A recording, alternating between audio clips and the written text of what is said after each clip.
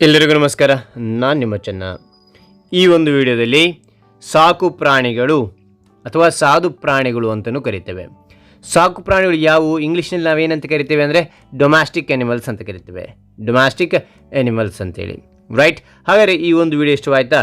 Like ನೀಡಿ, ಇನ್ನೊಬ್ರಿಗೂ share ಮಾಡಿ, ವಿಷಯ ಇನ್ನೊಬ್ರಿಗೆ ರೀಚ್ ಆಗಲಿಕ್ಕೆ ಸಾಧ್ಯ ಅಂತ ಹೇಳ್ತಾ ಹಾಗಾದರೆ ವಿಡಿಯೋ ಬಗ್ಗೆ ನೋಡ್ತಾ ಹೋಗೋಣ ಬನ್ನಿ. ಓಕೆ, ಇಲ್ಲಿ ನೋಡಿ, ಸಾಕು ಪ್ರಾಣಿಗಳು ಡೊಮ್ಯಾಸ್ಟಿಕ್ ಎನಿಮಲ್ಸ್ ಅಂತ ಕರಿತೇವೆ. ಓಕೆ, ಇಲ್ಲಿ ಸಾಕು ಪ್ರಾಣಿ ಹೆಸರುಗಳು ಇಲ್ಲಿ ಬರಿತಾ ಇದ್ದೀನಿ. ಅದು ಇಂಗ್ಲೀಷ್ನಲ್ಲಿ ಡೊಮ್ಯಾಸ್ಟಿಕ್ ಎನಿಮಲ್ಸ್ ಹೆಸರು ಇಲ್ಲಿ ಬರಿತಾ ಇದ್ದೀನಿ.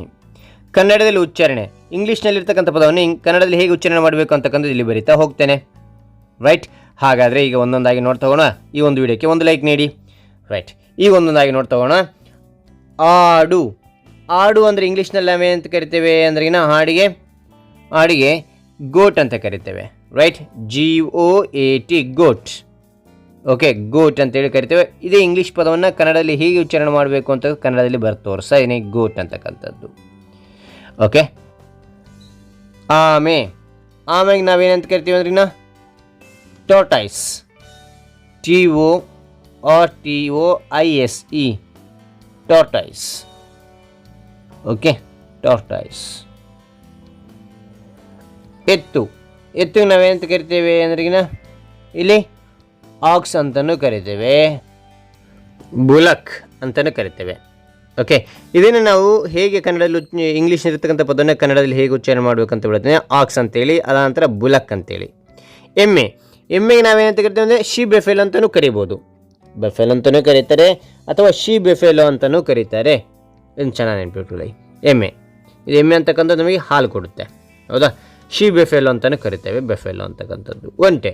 ಒಂಟೆ ನಾವೇನಂತ ಕರಿತೇವೆ? ಕ್ಯಾಮೆಲ್ ಅಂತ ಕರಿತೇವೆ, ಕ್ಯಾಮೆಲ್. Okay, right. ಅಂತರ ಕತ್ತಿಗೆ ನಾವೆಂತ ಕರಿತೇವೆ ಅಂತಂದ್ರೆ ಆ್ಯಸ್ ಅಂತ ಕರಿತೇವೆ, ಡಾಂಕಿ ಅಂತಲೂ ಕರಿತೇವೆ.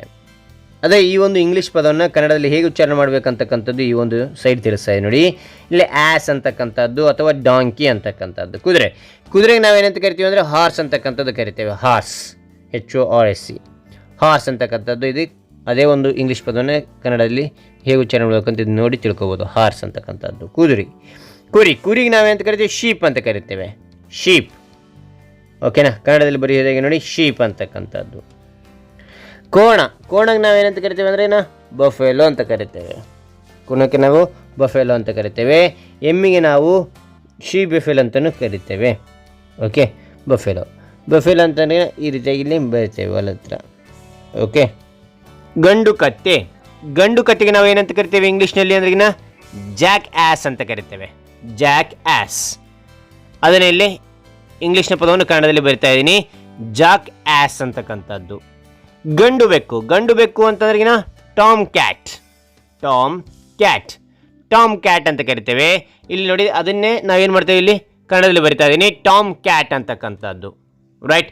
ಗಂಡು ಹಂದಿಗೆ ನಾವೇನಂತ ಕರಿತೀವಿ ಅಂದ್ರೆ ಬೋರ್ ಅಂತ ಕರಿತೇವೆ, BOR, ಬೋರ್. Okay, right. ಜೂಜಿನ ಕುದುರೆ ನಾವೇನಂತ ಕರಿತೀವಿ ಅಂದ್ರೆ ರೇಸ್ ಹಾರ್ಸ್ ಅಂತ ಕರಿತೇವೆ, ರೇಸ್ ಹಾರ್ಸ್. ಓಕೆ, ಅದೇ ಇಲ್ಲಿ ಬರಿತಾ ಇದ್ದೇನೆ, ರೇಸ್ ಹಾರ್ಸ್ ಅಂತಕ್ಕಂಥದ್ದು.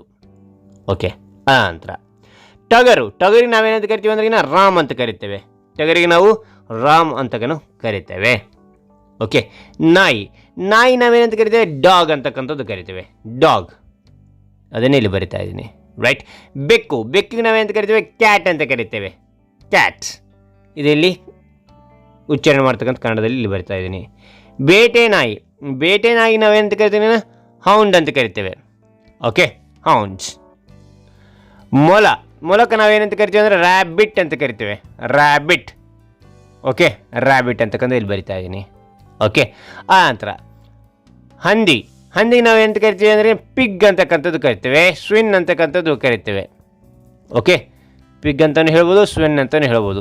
ಪ್ರಚಲಿತದಲ್ಲಿ ನಾವು ಪಿಗ್ ಅಂತಲೇ ಹೆಚ್ಚಿನ ಕರಿತೇವೆ, ಹೌದಾ? ರೈಟ್. ಅದ ನಂತರ ಹಸು ಅಥವಾ ಆಕಳು. ಹಸುನು ಅಂತಂದರೆ ಆಕಳು ಅಂದರೆ ಒಂದೇ. ಅದಕ್ಕೆ ನಾವೇನಂತ ಕರಿತೀವಿ ಇಂಗ್ಲೀಷ್ನಲ್ಲಿ? ಕೌ ಅಂತ ಕರಿತೇವೆ. ಓಕೆ, ಕೌ ಅಂತಕ್ಕಂಥ ಬರೆದೇನೆ. ಹೆಣ್ಣು ಕತ್ತಿಗೆ ನಾವೇನಂತ ಕರಿತೀವಿ ಅಂದರೆ ಶಿ ಆ್ಯಸ್ ಅಂತ ಕರಿತೇವೆ, ಶಿ ಆ್ಯಸ್. ಓಕೆ, ಇಲ್ಲ ಅದನ್ನೇ ಬರಿತಾ ಇದ್ದೀನಿ ಕನ್ನಡದಲ್ಲಿ, ಶಿ ಆ್ಯಸ್. ಹೆಣ್ಣು ಕುದುರೆ ನಾವೇನಂತ ಕರಿತೇವೆ? ಮ್ಯಾರ್ ಅಂತ ಕರಿತೇವೆ, ಏನೋ ಮ್ಯಾರ್ ಅಂತಕ್ಕಂಥದ್ದು MARE. Okay right.